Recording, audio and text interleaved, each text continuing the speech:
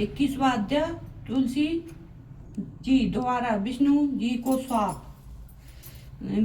व्यास जी बोले, हे सतन कुमार जी, भगवान विष्णु ने पतिव्रता तुलसी को किस प्रकार अपने अधीन कर लिया, किस प्रकार पतिव्रता धर्म का पालन करने वाली देवी तुलसी को एकाएक धर्म से विमुख होकर अधर्म का आचरण करने लगी। कृपा कर इस कथा को मुझे बताइए। व्यास जी के प्रश्न को सुनकर सतन कुमार जी बोले कि हे महामुनि, देवताओं के हित का सदा ध्यान रखने वाले भगवान विष्णु ने अपने आराध्य भगवान शिव की आज्ञा पाकर उनके द्वारा बताए गए कार्यों को पूर्ण करना अपना अध्यय माना।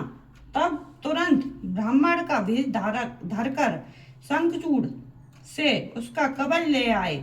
तत्पश्चात वे अति शीघ्र दैत्यराज शंखचूड़ के नगर की ओर चल दिए।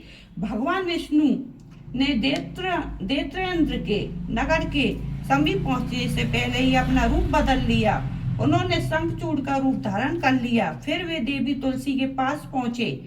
अपने पति शंखचूड़ को सामने पाकर देवी तुलसी फूली नहीं समाई, वह उनके गले से लग गई। उसकी आंखों से आंसू की धारा बह जा रही थी। उसने अपने स्वामी को सिंहासन पर बैठाकर उनके चरणों को धोया और युद्ध का समाचार पूछा। शंखचूड़ का रूप धारण किए हुए भगवान विष्णु बोले, हे प्रिय, युद्ध के मध्यम में ही ब्रह्मा जी ने मेरे और भगवान शिव के बीच संधि करा दी, इसलिए मैं वापस आ गया हूँ। भगवान शिव के वापस कैलाश पर्वत चले गए। यह कहकर उन्होंने देवी तुलसी की जिज्ञासा को शांत कर दिया। तत्पश्चात शंखचूड़ बने भगवान विष्णु तुलसी के साथ आनंद पूर्वक रमण करने लगे, परंतु झूठ की हांडी रोज नहीं चढ़ती।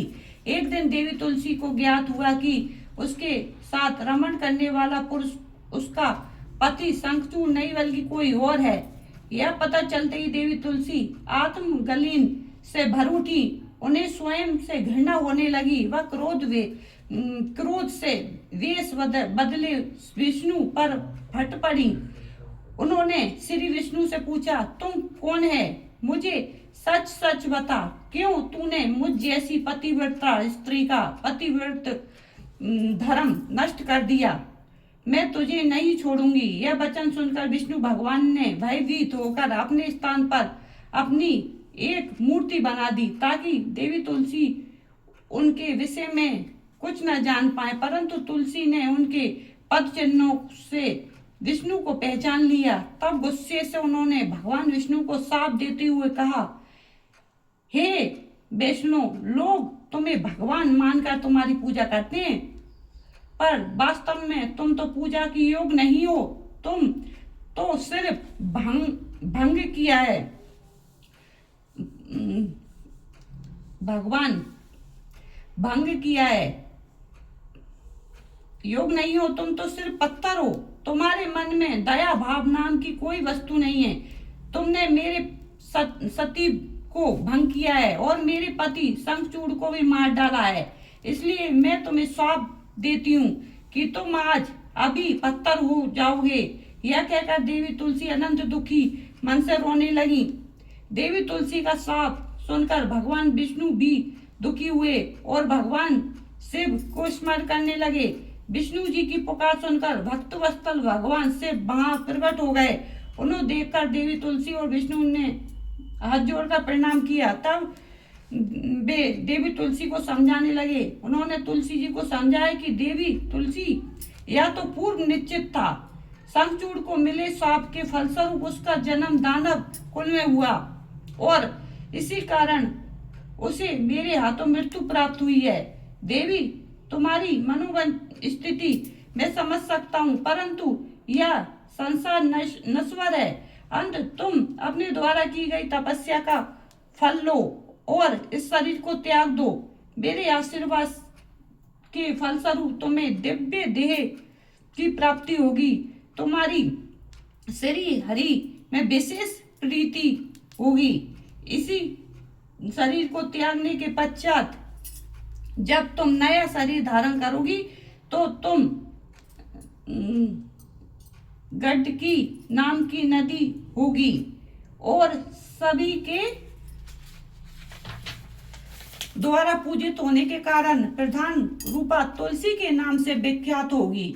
चाहे स्वर्ग हो या पाताल या फिर पृथ्वी, तुम वनस्पतियों में श्रेष्ठ होगी तथा श्री हरि की विशेष कृपा सदा तुम पर रहेगी।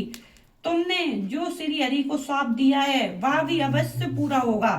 गढ़ की के तट पर सदा भगवान विष्णु भी वासड़ वासड़ के रूप में स्थित होंगे, पाषाण के रूप में स्थित होंगे। तेज दांतों वाले अनेक कीड़े उस शिला को छेद कर उसमें चक्र बना देंगे। उस शिला को इस जगत में शालिग्राम के नाम से प्रसिद्धि मिलेगी। यह कहकर भगवान से वहां से अंतर्धान हो गए। तब पश्चात देवी तुलसी ने अपना शरीर त्याग दिया और गढ़ की नदी बन गई। तब श्री विष्णु ने भी उस नदी के तट पर पाषाण के रूप में निवास किया। जय हो श्री हरि विष्णु भोलेनाथ की, बोलो महाकाली मैया की जय हो, ब्रह्मा विष्णु महेश की।